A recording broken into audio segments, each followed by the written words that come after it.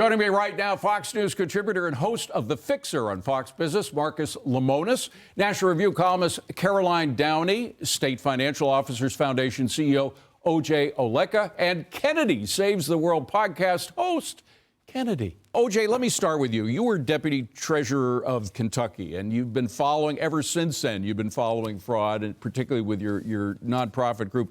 It is exploding now, at least the press is beginning to look into it. I mean, we have Nick Shirley a little later on who's going to tell us about how to do that. But why is it exploding right now? Has it actually been going on all along and we're just now realizing it? Well, sadly, it has been going on, but our state financial officers have been trying to fight this every step of the way. Of course, with the State Financial Officers Foundation, there are 41 financial officers across 28 states who have been fighting it. We recently put out an oversight report that had $28 billion that our folks safeguarded, specifically $6 billion in fraud that they uncovered. And really, if you listen to Secretary of the Treasury, Scott Bessent, and you listen to the Government Accountability Office, they say that roughly $500 billion of federal spending could be fraud. $500 billion. That means fraud is a feature in the system, not a bug. But the good news is, again, you've got the president and this task force trying to fight it. Our financial officers are fighting it, and we want to help them every step of the way. Caroline, it's not just on a federal, on a nationwide level. You look at what's happening in cities, and let's take the city that you and I live in, New York City. We may not live there for long if Mamdani gets his way, but for the moment, you look at what they're doing. They are spending $81,000 a year on one homeless person.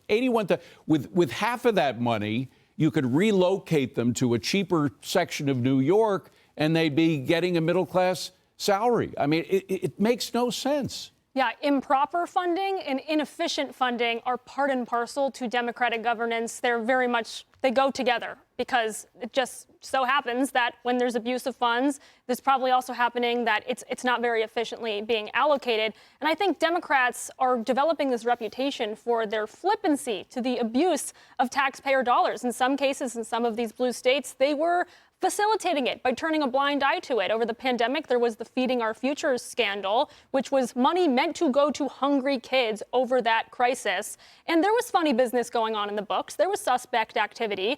But Tim Walz's Department of Education told that organization to investigate itself instead of looking deeper and doing accounting and auditing. So what Democratic leadership really is when it comes to dumping money on problems, whether it's general poverty with welfare benefits or is kids who are autistic who need therapy, we're going to shower this with cash, but we're not going to do the due diligence to make sure that it's going to the correct recipients. And that is a reckless abuse of taxpayer funds. Marcus, there are two things that Caroline said that I think you could address. One is efficiency, the fact that the inefficiency that's being expressed by a lot of these local governments and by the federal government is just, I've never seen it as inefficient as it is now, spending horrible amounts of money on situations that only deserve about half as much, but also particularly with governments that are so fat. It's not coincidental, I think, that the cities and states with the most spending, the most amount of government money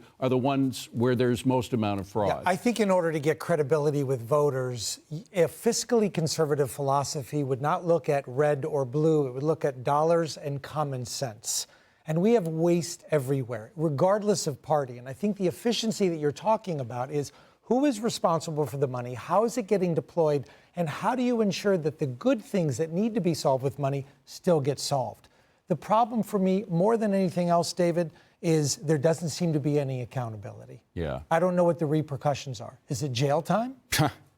That's a good question, and we will get into that a little later in the program. But Kennedy, the fact is that now you have these Democratic states that are raising taxes even more. Mm-hmm. They are insatiable. They just can't stop with government growing. The problem for them, though, is that people are leaving those states. The states that are spending the most and raising taxes to equal the amount of spending are losing taxpayers. What's going to happen? Yeah, they're forcing critical mass because they've always assumed through this hubris that people will never leave places like California because the beaches are beautiful, or New York because it is the financial center of the world, certainly of the United States. And it has a lot of fun stuff to do, Lincoln Center, the museums, et cetera. Grant's Tomb, which I visit Broadway. every Veterans Day.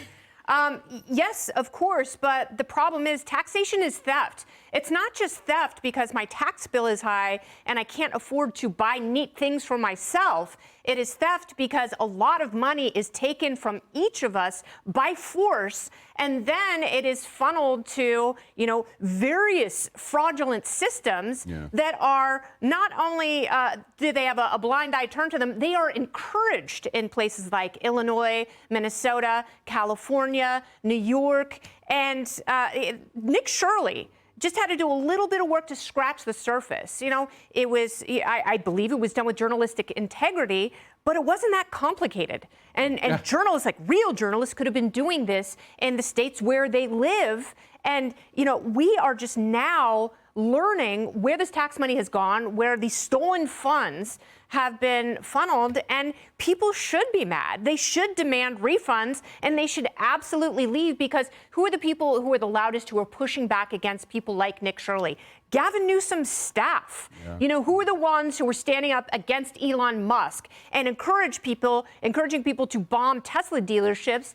It was liberals, because they didn't want Doge touching their cash cows. Well, so much of what you're saying, so much what everybody's saying is uncomplicated. It's not rocket science. It's like the bank robber used to say, why do you rob banks? Because that's where the money is. We say it's not we say it's not rocket science, but we're making it too difficult to resolve. I agree. And at some point, the accountability of it. We are going to be back with you all later.